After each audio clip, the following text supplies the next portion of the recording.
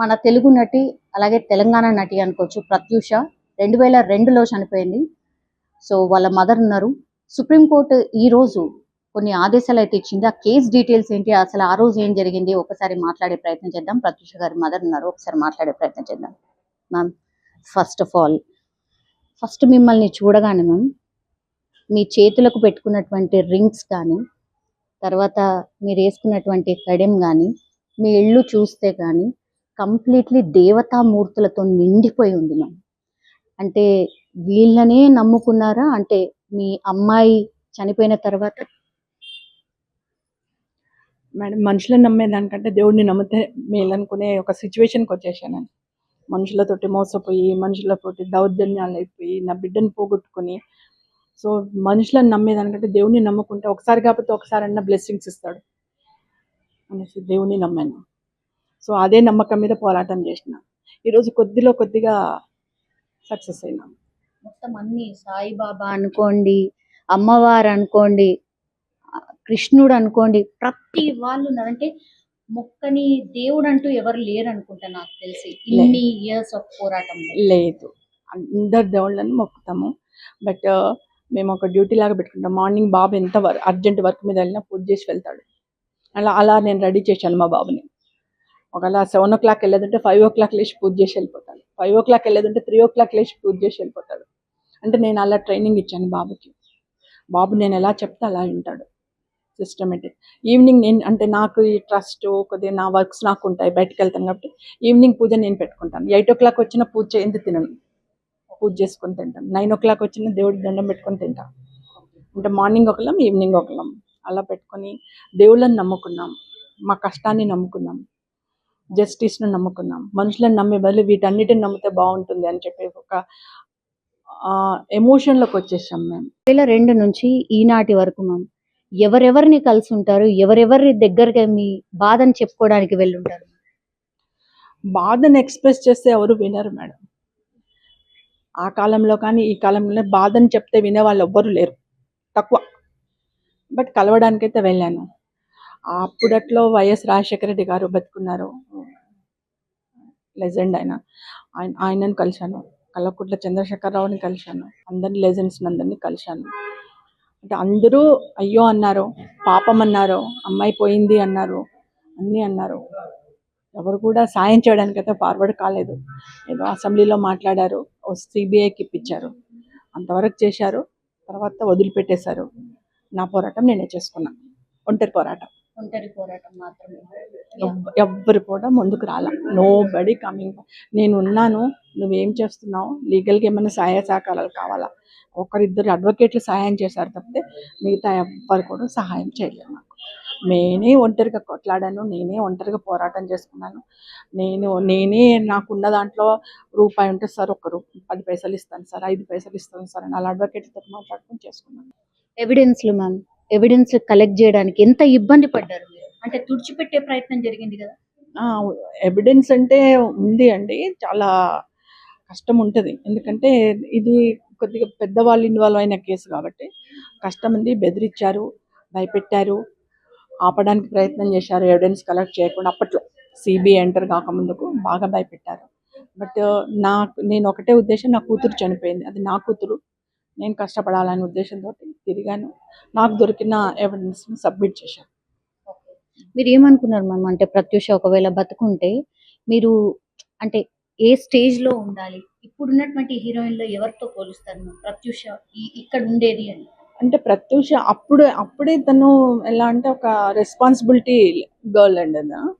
తను ఏమాత్రం టైం దొరికినా రూమ్లోకి వెళ్ళి రూమ్ తలుపు పెట్టేసుకొని తనకి ఏం చేశారంటే ఒక మిర్రర్ ఏర్పాటు చేశారు రూమ్లో.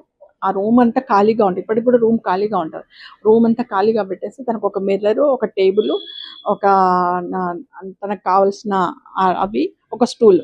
ఎక్కడ టైం లేకపోతే తను ఒక ఆడియో టేప్ రికార్డర్ కొన్నాను. ఆ టేప్ రికార్డర్ తీసుకెళ్ళి లోపల పెట్టుకొని తలుపు పెట్టేసుకున్నాను.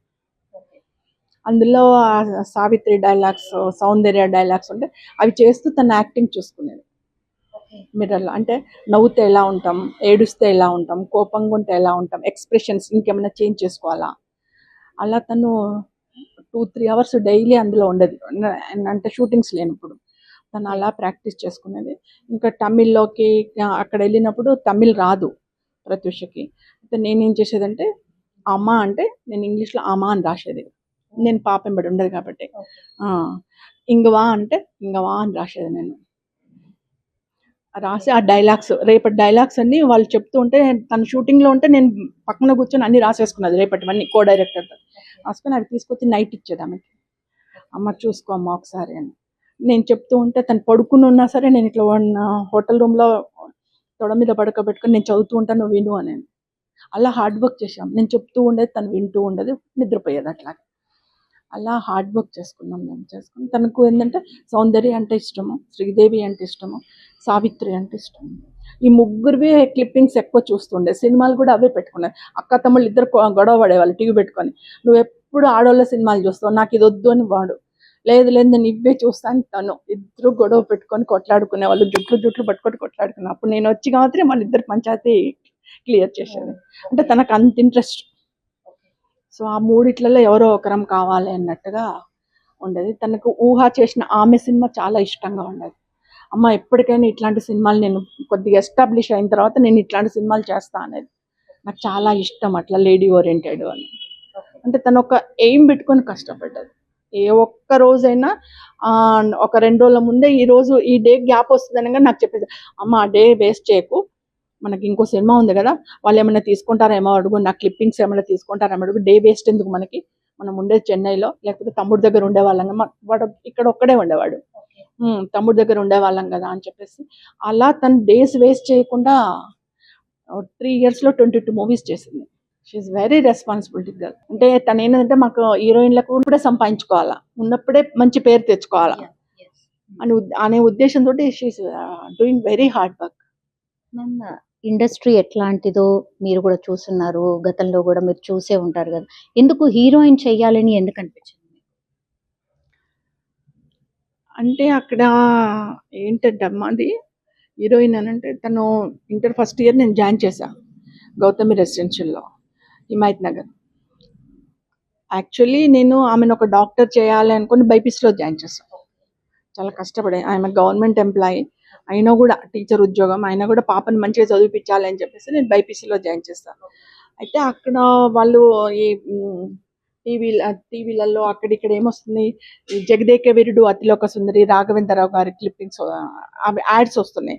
యాడ్స్ వస్తుంటే అక్కడ ఉన్న గర్ల్స్, అది గర్ల్స్ హాస్టల్. సో గర్ల్స్ అందరు కలిసి వాళ్ళ రూమ్మేట్స్ గర్ల్స్ అందరు కలిసి ఏం చేసిందంటే ఆ ఫొటోస్ పంపించారు అక్కడికి రాగా. నాకు చెప్పలేదు, హాస్టల్లో ఉండి పంపించాను. మా పాప దగ్గర కూడా పెద్ద ఎఫెక్టివ్ ఫోటోలు ఏం లేకుండే. తనకు 11th 12th ఇయర్ అప్పుడు శారీ ఫంక్షన్ చేసినాం. ఆ శారీ ఫంక్షన్, శారీ కట్టుకున్న ఫోటోలు అవి ఇవి అన్నీ కలిపి అక్కడ వాళ్ళు అప్పటికప్పుడు ఫోటోలు తీసుకొని కొన్ని అన్ని కలిపి పంపించారు.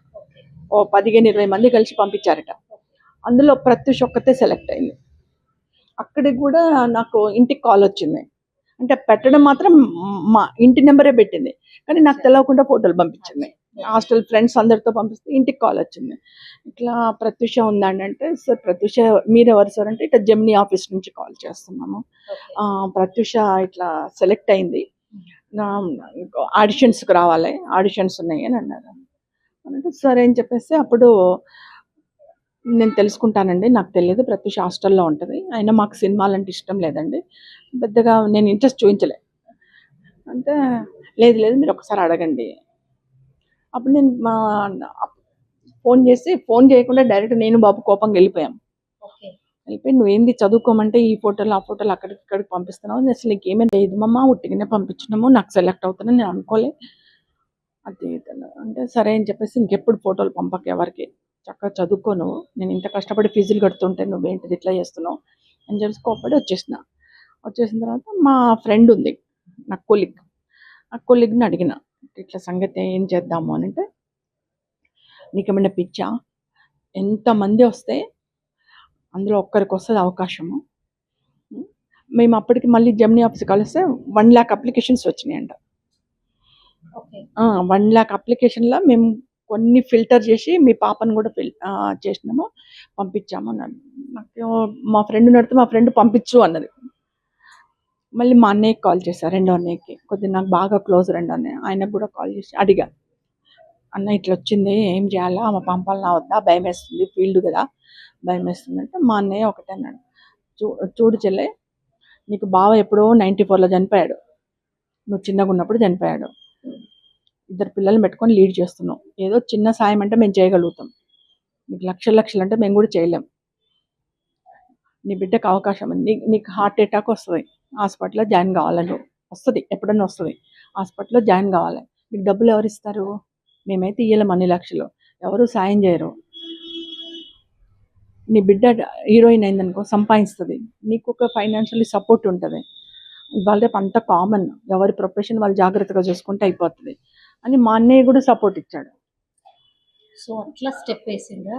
అప్పుడు ఒక 1 మంత్ లోపల ఒక 15 days బాగా ఆలోచించి నా వెల్ విషర్స్ అందరి ఐడియాస్ తీసుకుని అందులో మోస్ట్ పీపుల్ పంపించమని చెప్పారు. అప్పుడు మా ఫ్రెండ్ కొలీగ్ నేను ఇద్దరం కలిసి డ్రెస్ కుట్టించమంటే డ్రెస్ కుట్టించేసి 10,000 రూపీస్ పెట్టి 2 డ్రెస్సెస్ స్టిచ్చింగ్ చేయించేసి మేమే ఆడిషన్స్ తీసుకొని పోయినాం ఇద్దరం. అక్కడ 1 lakh మెంబర్స్లో అందరినీ ఫిల్టర్ చేసి లాస్ట్కు ఒక 10-15 days అయినాయి ఆడిషన్స్. పెద్ద అంటేనే రాఘవేంద్రరావు గారే సూపర్వైజర్ ఆడిషన్స్ అంటే అందులో ఫైనల్గా 7 couples ఫైనల్ చేశారు. ఫైనల్గా అందులో కూడా ప్రత్యూష వచ్చేసింది. ప్రత్యూష, లయ, ఉదయ్ భాను వీళ్ళందరూ వచ్చేసారు. సో వచ్చేసిన తర్వాత ఫైనల్గా ఏం చేసిండ్రు, అందరినీ డెలీట్ చేసి 3 couples ఫైనల్ చేశారు. 3 couples-లలో లయ, ప్రత్యూష, ఆ సినిమా హీరోయిన్ ఉంది కదా రామబంటిలో ఉంటుంది హీరోయిన్, వాళ్ళ సిస్టర్ రాజేంద్ర ప్రసాద్ ఉంటారు రామబంటిలో, ఆ హీరోయిన్ సిస్టర్, ముగ్గురే ఫైనల్ అయ్యారు. అందరు డెలీట్ అయిపోయారు. లక్షలో ముగ్గురు అమ్మాయిలు 3 అబ్బాయిలు అంతే. ఫైనల్గా ఫస్ట్ అమ్మాయి వచ్చింది, సెకండ్ లయ వచ్చింది, థర్డ్ ప్రత్యూష వచ్చింది. ముగ్గురు అయిపోయిన తర్వాత ఆ ఫస్ట్ కపుల్ను రాఘవేంద్రరావు గారు చేసే సినిమాకి తీసేసుకున్నారు. సెకండ్ లయ, థర్డ్ ప్రత్యూష అయిపోయింది. ప్రత్యూషకు అదే ఆ పెద్ద స్టార్ది మిస్ స్మైల్ అని ఇచ్చాడు. అదే అందుకనే కలర్ ఫేడ్ అని అట్నే పెట్టుకున్నా, ప్రత్యూష మిస్ స్మైలింగ్ ఫేస్ అని చెప్పేసి ఆ అవార్డు ఇచ్చారు. ప్రత్యూష ఫస్ట్ అవార్డు ఇచ్చారు. ఇచ్చిన తర్వాత రాఘవేంద్రరావు గారు సార్ని అడిగా, సార్ మాకు ఎవరు తెలియదు ఫీల్డ్లో, నేను స్కూల్ టీచర్ని, పాప కాలేజ్ గోయింగ్, మాకు ఎవరు తెలియదు సార్, ఇందులోనే వచ్చామంటే లేదు మంచి స్మైలింగ్ ఉంది, మంచి హీరోయిన్ అవుతుంది, నేను చెప్తున్నాను కదా ముగ్గురిట్లో నెంబర్ 1 హీరోయిన్ అయ్యేది ఆమెనే, చాలా మంచిగా అవుతుంది, కొద్ది ట్రైనింగ్ ఇప్పించు, యాక్టింగ్ ట్రైనింగ్. ఏ ఇయర్ చెప్తున్నారు మ్యామ్? 98. అప్పుడు షీ ఈజ్ ఓన్లీ 16 years. మంచి హీరోయిన్ చేయించు అని అంటే, సార్ మాకు ఎవరు తెలియదు ఫీల్డ్లో అని అంటే, చాట్ల శ్రీరాములు గారు అని ఉంటారు గురువు, ఆయన దగ్గర విజయశాంతి నేర్చుకుంది, రాధిక, శ్రీదేవి వీళ్ళందరూ ఆయన దగ్గరనే నేర్చుకున్నారు, యాక్టింగ్ నేర్పించాడు. మీ అమ్మాయిని కూడా అడిగి పంపించంటే, నాకు తెలియదు సార్ అంటే, నేను ఒక మాట చెప్తాను, ఫోన్ నెంబర్ ఇస్తున్నాను, నువ్వు ఎల్లుండి కాల్ చేయి, రేపు నేను మాట్లాడతాను ఆయనతో, నేను రికమెండ్ చేస్తాను అన్నారు. అన్నట్టుగానే నెక్స్ట్ 2 days తర్వాత పాపని తీసుకొని వెళ్ళాను. అయితే చెప్పారు, రాఘవేంద్ర సార్ చెప్పారు, నేను యాక్టింగ్ ట్రైనింగ్ నేర్పిస్తాను అన్న. బట్ నాకు ప్లేస్ లేదు, అంత దూరం మీ తార్నాక వరకు నేను రాలేను, ఇక్కడ పంజాగుట్టలో ఎక్కడన్నా ఉంటే నేర్పిస్తాను, మీరు ప్లేస్ చూసుకోండి, నేను నేర్పిస్తాను. ఆఫీస్ ఉన్నాను, జెమినీ వాళ్ళని అడిగాను, అప్పుడు జెమినీలోనే అయింది కాబట్టి కొద్ది పరిచయం అయ్యారు. సో జెమినీ వాళ్ళ దగ్గరికి వెళ్ళి, సార్ అప్పుడు పంజాగుట్టలో వాళ్ళది ఎట్లా అంటే 3 rooms ఉండే, చిన్న జెమినీ ఆఫీస్, 3 rooms వెళ్ళి అడిగాను, సార్ ఇట్లా చాట్ల శ్రీరాములు గారు నేర్పిస్తానంటున్నారు, తార్నాక వరకు రాలేని అంటున్నారు, సార్ ఇక్కడైతే నియర్ బై కదా, నాకు ఫిలిం నగర్ దగ్గర ఉంటే నేర్పిస్తానన్నారు, ఎట్లా సార్ అని అంటే, లేదు మేము మార్నింగ్ 9:30, 10 o'clock వస్తాము ఆఫీస్కి, అంతవరకు ఖాళీగా ఉంటుంది, ఫ్రంట్ రూమ్ వాడుకోండి అన్నారు. అక్కడ వాచ్మెన్ ఉంటాడు, అపార్ట్మెంట్ వాచ్మెన్ ఉంటాడు, మీరు వచ్చి ఫ్రంట్ రూమ్ వాడుకోండి, ఫ్రంట్ రూమ్లో మార్నింగ్ 8 నుంచి 9:30 వరకు ట్రైనింగ్ ఇచ్చినా పర్లేదు అని శ్రీరాములు సార్ను రిక్వెస్ట్ చేస్తే, ఓకే జెమినీ ఆఫీస్కి అయితే నేను వస్తాను. అట్లా ప్రత్యూషకు ఒక ఆటో మాట్లాడి ఆటోలో కూర్చోబెట్టి అక్కడికి పంపించేది. అక్కడి నుంచి మళ్ళీ రాకేష్ మాస్టర్ డ్యాన్స్, ఇక్కడ యాక్టింగ్ అయిపోగానే రాకేష్ మాస్టర్ దగ్గరికి డ్యాన్స్ పంపించేది. అప్పుడే డబ్బింగ్ జానకి ఉంది కదా, డబ్బింగ్ జానకి కూతురు కూడా చాట్ల శ్రీరాములు గారి దగ్గరకు వచ్చేది నేర్చుకోవడానికి. ఆయన ఒక 3-4 ఒక్కరితో యాక్టింగ్ నేర్పించలేం కదా, కాన్వర్జేషన్ ఉండాలి కదా, అందుకని ఒక 2 అబ్బాయిలను డబ్బింగ్ జానకి గారి కూతురు అందరినీ కలిపి ఒక 4 ట్రైనింగ్ ఇచ్చాడు అక్కడ. ట్రైనింగ్ ఇచ్చారు. ట్రైనింగ్ ఇచ్చిన తర్వాత తను అప్పుడు మోహన్ బాబు గారు కాల్ చేశారు. అట్లా సినీ రంగ ప్రవేశం అక్కడి నుంచి మోహన్ బాబు గారి దగ్గర నుంచి, రాయుడు దగ్గర నుంచి ఎంటర్ అయింది పాప. అక్కడే ఫైనల్ అయింది. మ్యామ్, ఈ సిద్ధార్థ్ రెడ్డి ఇక్కడ ఏ ఇయర్ నుంచి ఎంట్రీ అయినట్టు మరి? అదేంటండి, ఇంటర్ ఫస్ట్ ఇయర్ అక్కడే కాలేజ్ లోనేనా? కాలేజ్ అంటే కాలేజ్ గోయింగ్ అది, అంటే కో ఎడ్యుకేషన్ లో పాప క్లాస్మేట్. అక్కడ అంటే నాకు తెలిసింది పాప హీరోయిన్ ఎస్టాబ్లిష్ అయిన తర్వాత తెలిసింది. సో అప్పుడు పాప చెప్తే నేను కూడా వెంబడే ఫార్వర్డ్ కావడం బాగుందని చెప్పి కన్విన్స్ చేసిన. అమ్మ నువ్వు ముందు డెవలప్ గా, మంచి హీరోయిన్ గా, అతను కూడా ఎడ్యుకేషన్ చేసుకొని, చిన్న ఎడ్యుకేషన్ ఇప్పుడు డిగ్రీలో ఉన్నాడు, నువ్వు ఎస్టాబ్లిష్ గా మంచి హీరోయిన్ గా, అతను కూడా మంచి ఎడ్యుకేషన్ చేసుకుంటే ఏదైనా జాబ్ చేసుకుంటాడు, లేకపోతే ఏదైనా కంపెనీ పెట్టుకుంటాడు, నువ్వు బాగా డబ్బులు సంపాదిస్తే అతను కంపెనీ పెట్టుకుంటాడు. సో ఇలా మీరిద్దరు సెట్ అయిపోతే మాకు సంతోషంగా ఉంటుంది. తొందరపడకండి, మీరు నువ్వు ఎస్టాబ్లిష్ వరకు ఇదే కంటిన్యూ, ఇదే ఇంటిమసీ, ఇదే ఫ్రెండ్షిప్ కంటిన్యూ అయితే నేను తప్పకుండా యాక్సెప్టెన్స్ ఇస్తాను అని చెప్పేసి తను ఓకే చెప్పింది. తను అదే విధంగా కంటిన్యూ. వాళ్ళ ఇంట్లో ఒప్పుకోకుండా వాళ్ళు కొద్దిగా అబ్బాయికి ఇన్ఫీరియారిటీ కాంప్లెక్స్ వచ్చేసింది. ఏంటంటే మా ఇంట్లో ఒప్పుకుంటలేరు, మళ్ళీ ప్రత్యూషనేమో డే బై డే ఎదిగిపోతుంది, మంచి హీరోయిన్ అయిపోతుంది, రేపటి నాడు నన్ను రిసీవ్ చేసుకుంటుందో లేదో అనే ఉద్దేశంతో ఒక ఇన్ఫీరియారిటీ కాంప్లెక్స్ వచ్చేసి ఇట్లా తీసుకెళ్ళి చేంజ్ చేశాడు. అంటే ఎక్కడ కూడా మీకు అనుమానం ఎక్కడ కూడా రాలేదా మ్యామ్? ఇట్లా బిహేవియర్లను ఏండ్లను ఒక దాంట్లో చేంజ్ అవుతుంది కదా, అబ్బాయి అన్ని షేర్ చేసుకునేదా? ప్రత్యూష మీతో అన్ని షేర్ చేసుకునేదా? అంటే అబ్బాయి కొద్దిగా కామ్ గోయింగ్, నో ఎక్స్ప్రెసింగ్, బడబడ వాగేవాడు కాదు, కామ్ గోయింగ్ గా ఉంటాడు. సో కామ్ గోయింగ్ ఉన్న వాళ్ళు డేంజర్ అని అప్పుడు గుర్తించలేకపోయినాము. అన్ని ఎక్స్ప్రెస్ చేసేవాడు కాదు. బాగున్నారంటే బాగున్నా, హాయ్ అంటే హాయ్, అట్లా. షూటింగ్ స్పాట్స్ కి కూడా వచ్చేటోడు? లేదు, నేనే లేదు, నేను మా అన్నయ్య కూతురు అంతే. సో ఎక్కడ కూడా ఎవరికి కూడా డౌట్ రాలే, అంటే ఇన్సిడెంట్ జరిగే రోజు కూడా మీకు ఎక్కడ డౌట్ రాలేదు? వాళ్ళ ఫ్రెండ్స్ తోని కూడా కలిసి వెళ్ళేదా ప్రత్యూష? అంటే సిద్ధార్థ్ వాళ్ళ ఫ్రెండ్స్ తోని కూడా కలిసి వెళ్ళేదా అప్పుడప్పుడు అవుటింగ్ లాని, బయటకు? లేదండి, తనకి టైం ఉండేది కాదు. Is very busy. అంటే నేను చెప్తున్నాను కదా, హాఫ్ డే 1 డే ఉన్నా కూడా షూటింగ్ కావాలి అనేది. మొత్తం కెరీర్ మీదనే కాన్సన్ట్రేషన్. ఎప్పుడైనా టైం ఉంటే సిద్ధుతో ½ an hour పోయేసి వస్తా, అట్లా అని చెప్పి ½ an hour అట్లా తిరిగి అమ్మ నేను ఇంటికి పోతున్నా అని చెప్పి మరి గబుక్కుని వచ్చేది. అలాంటి గర్ల్ ఆమె. ఎక్కువ అవుట్స్ పోవడము, అసలు టైం ఉంటే అవుట్స్కి వెళ్ళడం అసలు నో టైం. సో మీ పర్మిషన్ తోనే వెళ్ళేటప్పుడు అంతే. సో మరి ఆ రోజు నాకు 1000 రూపాయలు, నాకు 2000 నేను డ్రెస్ కొనుక్కొచ్చుకుంటా, నాకు 5000 గాగ్రా చోలి కొనుక్కొచ్చుకుంటా, అలా నన్నే డబ్బులు తీసుకొచ్చి తనకు వచ్చిన రెమ్యునరేషన్ కూడా తీసుకొచ్చి మొత్తం నాకు 5000 అనేది. అందులో మళ్ళీ తమ్ముడికి కూడా అకౌంట్, మళ్ళీ తమ్ముడి దగ్గర పోయి తమ్ముడు నాకు మమ్మీ 5 ఇచ్చింది, నీకు 1 ఇస్తున్నా అని చెప్పి తమ్ముడికి 1 చేతిలో పెట్టిపోయేది. అలాంటి రెస్పాన్సిబిలిటీ కదా, అన్ని ఖర్చు పెట్టాలా, ఎంజాయ్ చేయాలా, అంటే తను ఒక రెస్పాన్సిబిలిటీ. మేము మిడిల్ క్లాస్, ఎస్టాబ్లిష్ కావాలా, సెట్ కావాలా, డెవలప్ కావాలా, ఆ ఎయిమ్తో ఉన్న గర్ల్. అందుకే ఇంత బాధ అవుతుంది నాకు. అంటే సిద్ధార్థ్ రెడ్డి ఇప్పుడు యుఎస్ లో ఉన్నారు అని చెప్తున్నారు మ్యామ్. ఈ ఇన్సిడెంట్ జరిగిన తర్వాత మీరు ఇంత ఫైట్ చేస్తుంటే కూడా కనీసం చెప్పడానికో, లేదు నేను చేయలేదు అని చెప్పడానికన్నా ట్రై చేశారా? లేదు మేడం, నేను 2002లో సెషన్ కోర్టులో చూశాను, నాంపల్లి సెషన్ కోర్టులో అబ్బాయిని చూశాను. ఇంతవరకు మళ్ళీ నేను చూడలేదు. I hate. ఎందుకంటే నేను యాక్సెప్ట్ చేసిన, నా బిడ్డను అప్పచెప్పిన, ఎలా ఉండాలి? నువ్వేం చేసినావు? పోనీ నువ్వు మూర్ఖుడా, మనిషివేనా, నరరూప రాక్షసుడినో, ఎంత పాపం కర్మ చేసినావో అంత పాపం కర్మ అనుభవిస్తావు తప్పకుండా. కర్మ అనుభవించాల్సిందే. నేనైనా మీరైనా ఎవరైనా కర్మ అనుభవించాలి. చెడైనా మంచిగా అనుభవిస్తారు, టిల్ డెత్ లోపల తప్పకుండా అనుభవిస్తారు. ఒకప్పుడు ఇక్కడ పాపం చేస్తే మన పైకి పోతే అనుభవిస్తారు, ఇప్పుడు అట్లా కాదు, ఇక్కడ పాపం ఇక్కడే అనుభవిస్తారు. ఇది కలికాలం, అనుభవిస్తారు తప్పకుండా. మీరు ఇప్పుడు సుప్రీంకోర్టు హియరింగ్ ప్రకారం అయితే 4 వారాల్లో ఖచ్చితంగా రావాలి సిద్ధార్థ్ రెడ్డి. వస్తాడు అనుకుంటున్నారా? ఐ డోంట్ నో, నేను ఎట్లా చెప్పగలుగుతానండి. సుప్రీంకోర్టు ఆర్డర్స్ ఉన్నాయి. I'm not a legal expert కాదు, అడ్వకేట్ కాదు.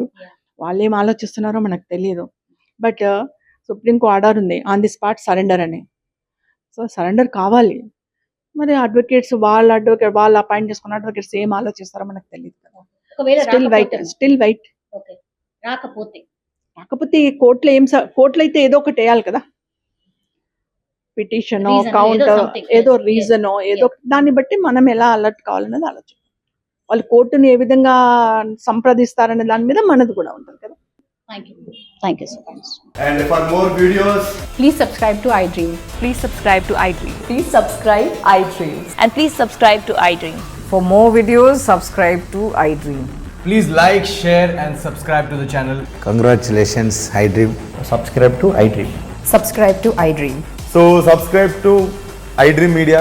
iDream team అందరికి huge congratulations. Please subscribe iDream Media. Please subscribe to iDream. Subscribe iDream. Please subscribe to iDream. iDream అంటే నా కళల ఛానల్ను సబ్స్క్రైబ్ చేసుకున్న నోరు తిరుగుతలేదు, మీరైతే గంట గుర్తు కొట్టండి. For more such videos, please subscribe to iDream. Subscribe to iDream. Please subscribe to iDream. Please subscribe iDream Media. Please do subscribe to iDream. Please subscribe to iDream Media. For best entertainment and information, please subscribe iDream. And don't forget to subscribe to iDream.